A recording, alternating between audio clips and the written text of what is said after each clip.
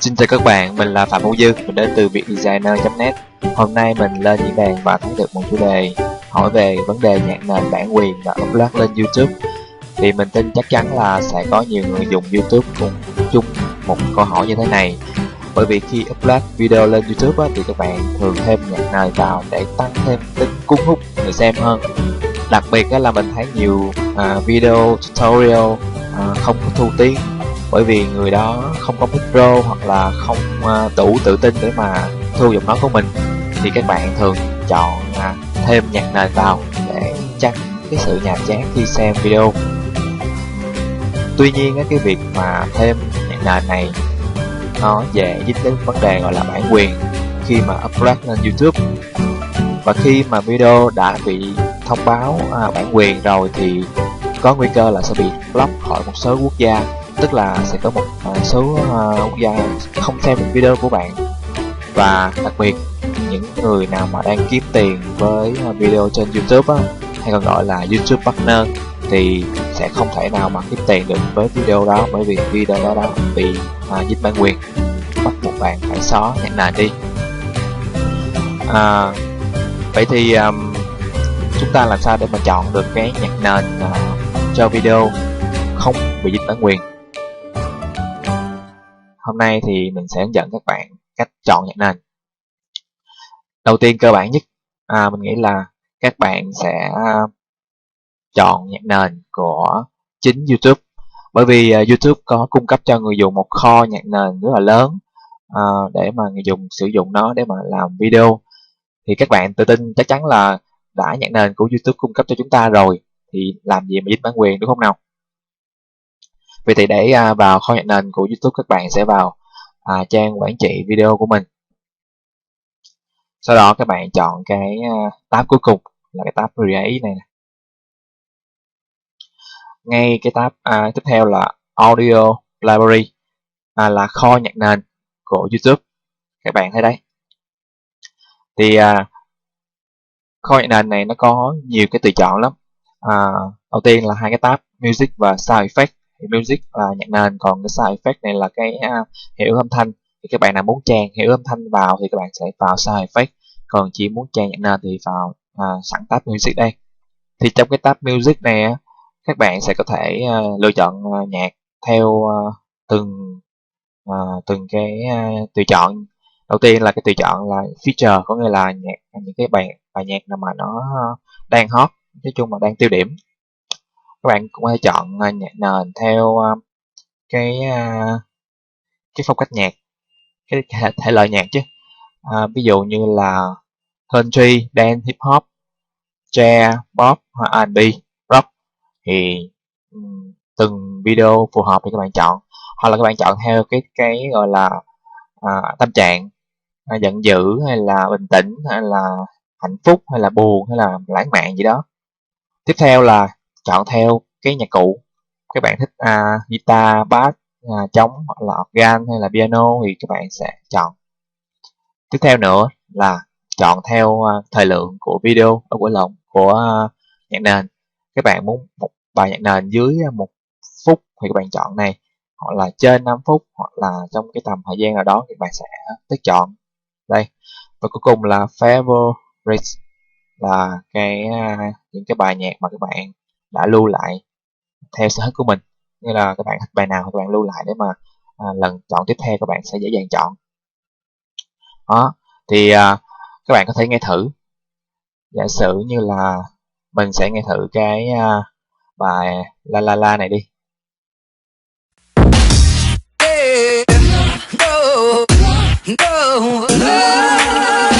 Ok, thì bài La La La này thuộc cái thể loại là hip hop rap và tâm trạng là phim. Nếu các bạn thích bài nhạc này thì các bạn có thể download về ngay đây.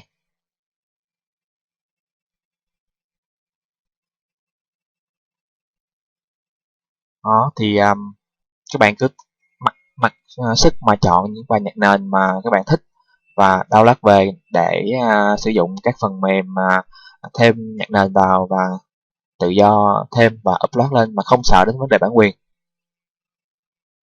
Tiếp theo là mình có thêm một tùy chọn nhạc nền cũng rất là thú vị, đó là ở cái trang web audiojungle.net. audiojungle.net này là một trang web thuộc tập đoàn Envato, chuyên cung cấp các cái sản phẩm đồ họa dành cho những dân thiết kế, designer, làm phim, hoặc là đặc biệt về cái mảng Audio Jungle này là trang web chuyên cung cấp về âm thanh cho những ai chuyên làm video. Thì cái này là chắc chắn là phải tính phí rồi nha, nên là các bạn muốn nhạc nền nào trên đây thì các bạn phải mua.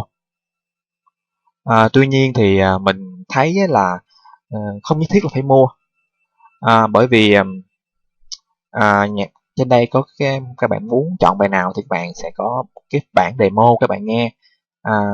Trong cái bản demo này thì có hay lồng vào cái từ là audio jungle rất là quen thuộc, nhưng mà nó cái tiếng nó rất là nhỏ, và không ảnh hưởng gì đến nhiều đến cái nhạc nền hết.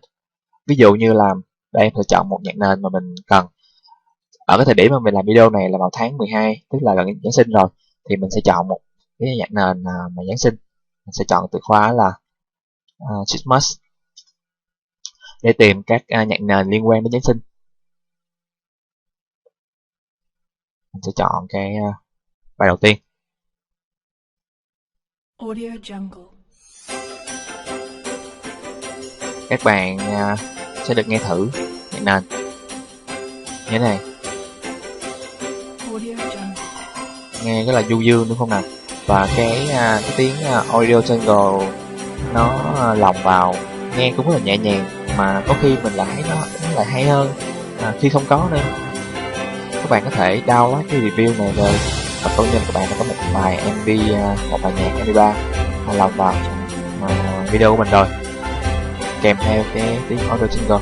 Còn nếu như các bạn nào mà không thích cái tiếng audio jungle mà lồng vào video nền đó, thì các bạn chịu khó download hay là mua chứ, mua hiện tại là cái bài này thì giá là 15 đô. Bạn nào học bạn phải mua, hoặc là chịu khó tìm kiếm trên Google xem coi có ai xe lậu chưa. Này không tin kiến thức lắm.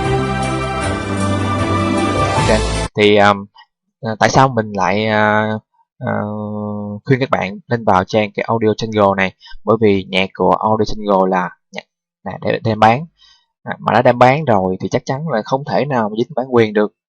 Bản quyền ở đây chỉ có thể là bạn xài lậu thôi, mà xài lậu nếu mà các bạn xài cái nhạc gốc, cái nhạc mà có cái âm thanh Audio Jungle xuyên suốt trong cái nhạc nền đó, thì cũng không phải là nhạc, cũng không phải là cái nhạc lậu nữa, thành ra là nó chắc chắn là không dính bản quyền. Thì mình khuyến khích các bạn trong hai trang đó là kho âm nhạc của YouTube và cái kho âm nhạc của audiojungle.net. Thì hai cái kho âm nhạc này rất là phong phú, và các bạn có thể hao hồ mà chọn những cái bài nhạc nền phù hợp với video của mình để mà lồng vào video, và chắc chắn là yên tâm là không liên quan đến vấn đề bản quyền trên YouTube. Ok, thì một chút chia sẻ của mình, kinh nghiệm của mình thôi, giúp cho các bạn sở hữu được những video với âm thanh nhạc nền thật sự là thú vị, để tăng thêm cái cảm hứng cho người xem. Ok, video của mình đến đây là kết thúc. Thì nếu các bạn thấy video này hữu ích thì các bạn có thể ấn like để mà ủng hộ mình, hoặc là subscribe channel của Việt Designer ở địa chỉ là youtube.com/vietdesigner.net để mà subscribe, đăng ký theo dõi những cái video về đồ họa cũng như là video chia sẻ kiến thức về những gì mà mình biết. Một lần nữa cảm ơn các bạn đã lắng nghe và theo dõi video này.